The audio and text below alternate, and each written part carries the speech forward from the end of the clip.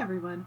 So on this week's FG2H Friday, I am going to be talking about a section of a book that I'm currently reading, and it's called The Ruthless Boys of the Zodiac series, and it's a prequel series to the main Zodiac Academy series. And I love this because the main theme of this prequel series is the main female character is grappling with the loss of her brother. And from the very beginning of this series, she is trying to process losing him while avenging him and finding justice and questioning what really happened. So she goes on this journey, and her whole storyline is trying to figure out what happened to her brother. And in the process of that, she's talking about timelines and grief and things that are triggering and all these kind of things. And it's a beautiful way to incorporate that dynamic into a storyline without making it overwhelmingly that sad all the time. But this part that I'm sharing with you today, she was getting around that 1 year mark, and before I share that, when we talk about the 1 year mark, there's a lot of different reactions depending on who you are and what the kind of loss was and what your relationship was to it. But a big theme with that is that it can either be, the start of a lot of people's grieving experiences, or it can be like the recognition of a year of grieving. And I hear a lot of people say, like, it didn't really hit me until the 1 year anniversary, or like I can't believe it's been 1 year since they've been gone, and I've been doing all of this since then. And in my own personal experience, I found that from like September to March is really difficult for my family and I, because we've got birthdays and holidays and anniversaries, and we lost two other family members within that first year of losing my dad. And so that was just, it was a crazy 2023 to 2024 year. But it was a very interesting experience for me, because when we got to that 1 year mark, I think I had a very similar experience as this main female character, where it was probably, I think it was the end of March. No, it was the end of January. It was like probably around that 1 month mark. And I was feeling off, and I was just like, I'm lethargic and I don't have any energy, and I'm just sad, and I'm like, what's going on? Like, nothing has happened. And then something made me recognize the date. And it was like an aha moment, because I realized that, we were 1 month away, and my body was already anticipating, making it to that point. And I remember saying things like, I wish I could sleep until March 1st and just kind of ignore it. And so it was just a very interesting way to remember on that, based on what this experience of this main female character is. And so this is what she says. She says, it's coming up on 1 year since I lost him already. I wouldn't be able to say last summer much longer when talking about him. I wouldn't even be able to say last year.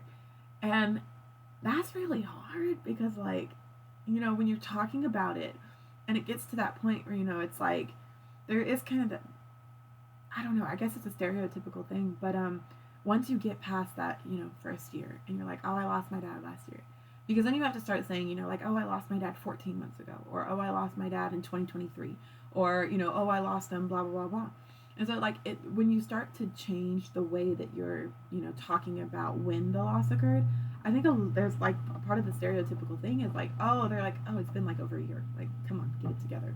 And that's just, it's rude and it's mean, but it's kind of how society has trained us to deal with it, and to think about it. It's like, oh, it's been over a year, you've got to get back to life.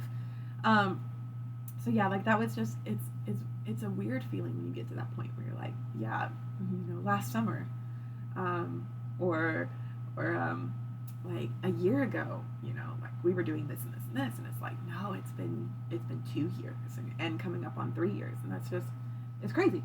So she goes on to say, she says, sometimes when I remember our time together, I felt like the edges of my memories were blurred. Some details lost in translation, already forgotten. Time was stealing him away from me, piece by piece. Only the love that I carried in my heart remaining constant as the day he was gone.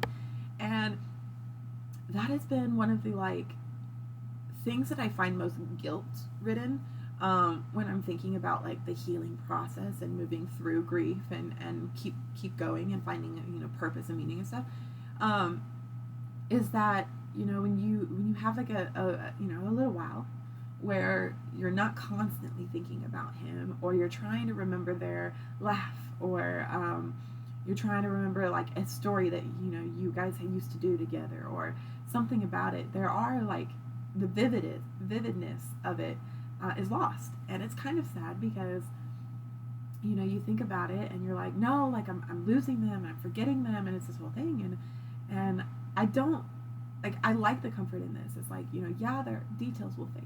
I won't remember every funny thing my dad ever said, and I won't be able to remember every time, you know, we did something together. But I do remember the love that I have for him, and quite frankly, like, that love has even grown since I lost him, because now it's in the little things. It's in times when, you know, I feel him very close to me, or, you know, I'm praying, you know, for about him and asking Heavenly Father to, you know, let him know that I'm thinking about him, or let him know that I'm missing him.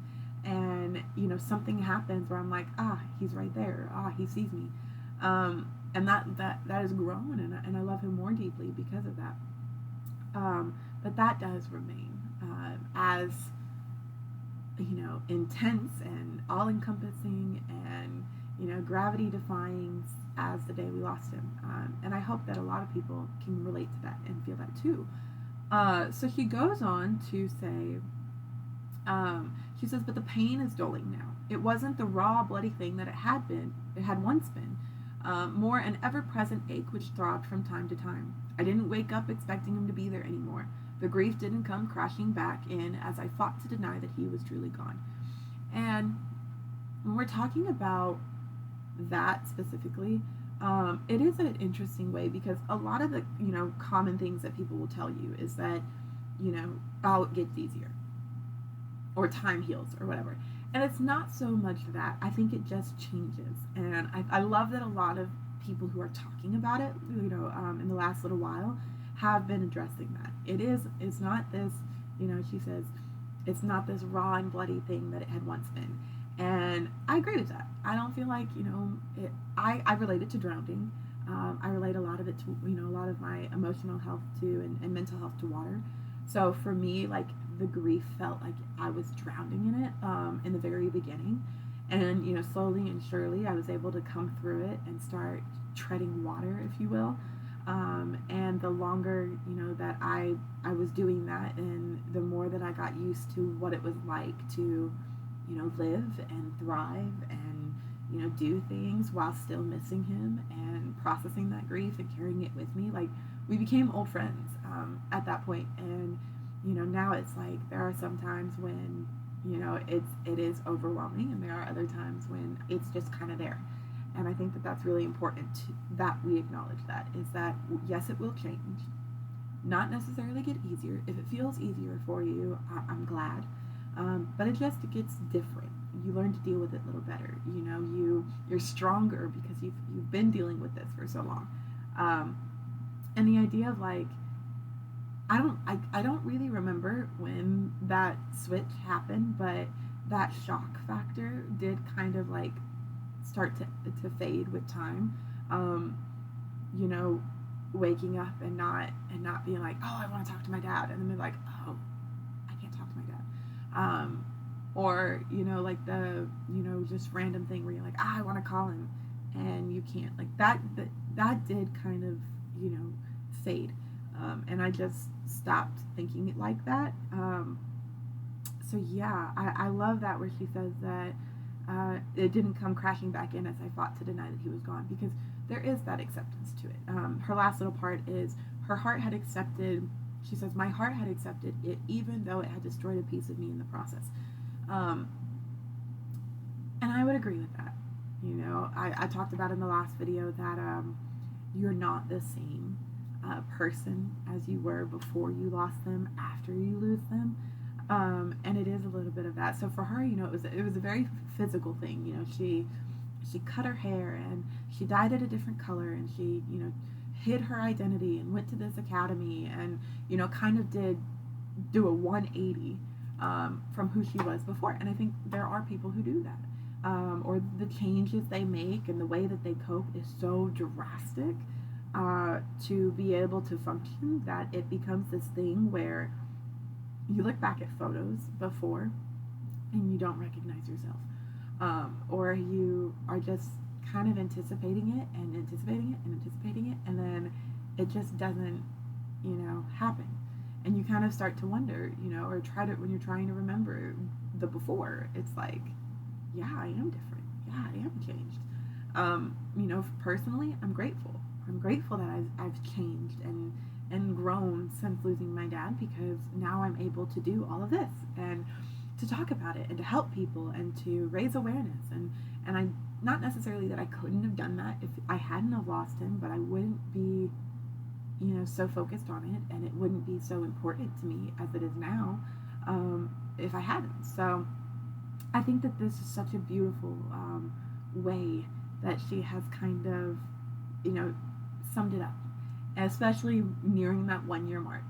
I think 1 year marks, I think the year marks in general are a very good indicator of where you're at, and kind of a way to see, what is healed and what is not healed. I think I was talking to my mom, and her and I were kind of discussing it. It's like we don't really feel it in the terms of New Year's anymore.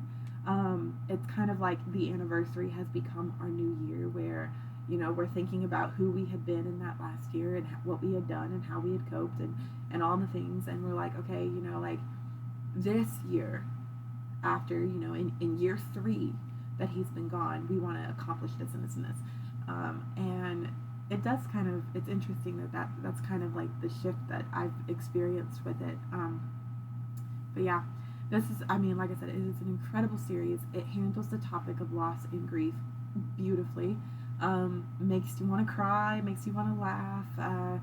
You feel that anger. You can understand where the characters are coming from. But in the end, I think that it humanizes it, and it normalizes the conversation of it, which is all that I'm here for, and all that I'm trying to do. And I'm very grateful to have others in entertainment circles who are doing the same thing, so that I can see them or feel them or hear them and share them here with you.